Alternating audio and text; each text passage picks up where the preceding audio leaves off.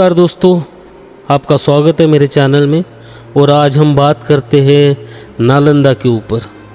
नालंदा याद है ना? संसार का कोई भी सभ्य व्यक्ति पुस्तकों को नहीं जलाता। सभ्यता कोई भी हो, पुस्तकों को जलाया जाना सभ्य आचरण नहीं माना जाता।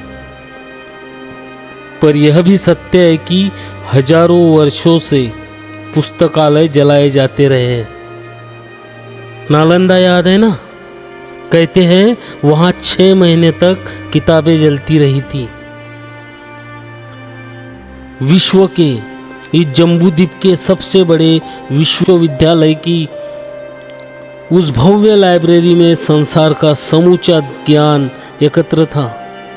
इतनी किताबें थी कि एक व्यक्ति को सब पढ़ने के लिए असंख्य जन्म लेने पड़ते। फिर कहीं से एक असभ्य व्यक्ति अपने 200 लुटेरे साथियों के साथ आया और संसार में ज्ञान के सबसे बड़े भंडार को फूंक दिया गया। और वो यही नहीं रुके, आगे बढ़े और पहुंचे विक्रमशिला विश्वविद्यालय के प्रांगण में। वहां भी वही बर्बर व्यवहार, सभी शिक्षक और छात्र मार दिए गए। भवन को ध्वस्त कर दिया गया और फूंक दिया गया पुस्तकालय। ऐसा लगता था जैसे वो लोग संसार के समस्त ज्ञान को फूंक देने ही निकले थे। तक्षशिला 500 ईसा पूर्व में जब संसार में कहीं भी चिकित्सा व्यवस्था नहीं थी, तब भी वहाँ आयुर्वेद की उच्च और व्यवस्थित पढ़ाई होती थी। संसार के उस पहले विश्वविद्यालय में ऐसे ही कुछ लुटेरे घुसे और सब कुछ फूंक दिया। उदाहरण केवल इतने ही नहीं है। अजय मेरू का विश्व प्रसिद्ध महाविद्यालय, शारदा पीठ, वल्लभी विश्वविद्यालय आदि अनेक शिक्षा केंद्र थे जिन्हें बर्बरों ने समाप्त कर दिया। सोचिए तो वे ऐसा क्यों कर रहे थे? किताबें किसी को क्या नुकसान पहुंचा सकती है? दरअसल हर अज्ञानी चाहता है कि संसार उसी की भांति हो जाए। वो ज्ञान को पनपने नहीं देना चाहता, बल्कि ज्ञान के हर मंदिर को तोड़ देना चाहता है और फूंक देना चाहता है। क्योंकि अज्ञान उनकी ताकत है।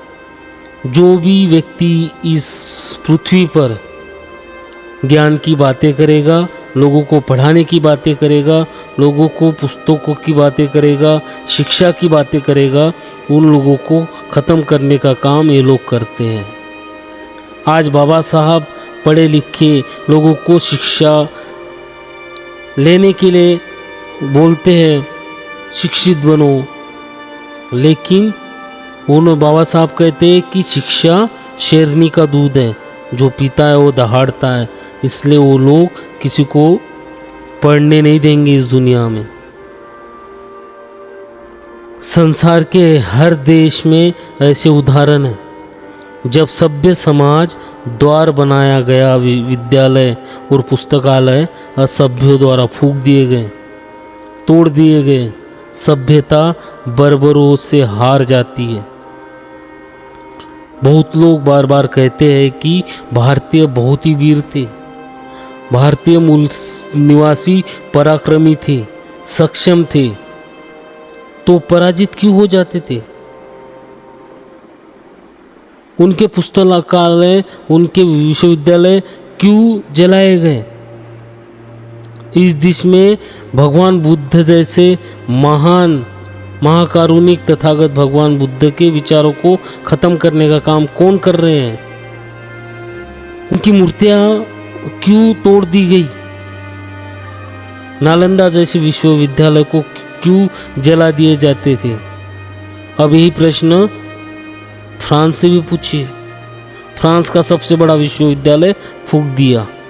वो आज के समय के सबसे शक्तिशाली देशों में से है। सबसे संपन्न, सभ्य, ताकतवर, फिर 4 दिन पहले गिड़गिड़ाकर शरण मांगते घुसे कुछ लोग पूरे देश को परेशान कैसे कर रहे हैं, स्कूल कैसे तोड़ रहे हैं, पुस्तकालय कैसे फूंक रहे हैं। उत्तर वही है, लोग मूर्तियां क्यों तोड़ रहे हैं। आप सोचिए कि बाबा साहब की इस देश में मूर्तियां क्यों तोड़ी जाती है, और ये लोग कौन है जो तोड़ रहे हैं। उत्तर वही है, बर्बरता कभी कभी सभ्यता को पराजित कर देती है। सभ्य समाज अपने हर निर्णय को नैतिकता की तराजू पर तोल कर देखता है। वो बार बार सोचता है कि हमारे इस कदम का संसार पर, जीव जंतुओं पर, प्रकृति पर क्या असर पड़ेगा, जबकि असभ्यों के सामने नैतिकता का प्रश्न नहीं होता। उन्हें किसी के होने न होने से कोई फर्क नहीं पड़ता, वे कुछ भी कर देते हैं और इसी कारण वो जीत जाते हैं। तो क्या इस बर्बर भीड़ को नहीं रोका जा सकता? क्या सभ्यता यूं ही समाप्त हो जाएगी? नहीं, इन्हें रोका जा सकता है, बस सभ्य समाज अपनी सहिष्णुता त्यागे और बर्बरों के आतंक को बर्बरता से कुचल कर समाप्त कर दे, अन्यथा समाप्त। फ्रांस यही करेगा, आज नहीं तो कुछ साल बाद। तो आज शिक्षा के सबसे बड़े दुश्मन, शिक्षा को लोगों तक पहुंचाने का जो लोग काम कर रहे हैं, जो शिक्षा के बारे में बोलता है, जो किताबों के बारे में बोलता है, उन लोगों का जो विरोध कर रहे हैं, उनके विरोध में खड़े होने की ज़रूरत है। लोगों को पहचानो और आगे बढ़ो। Thank you.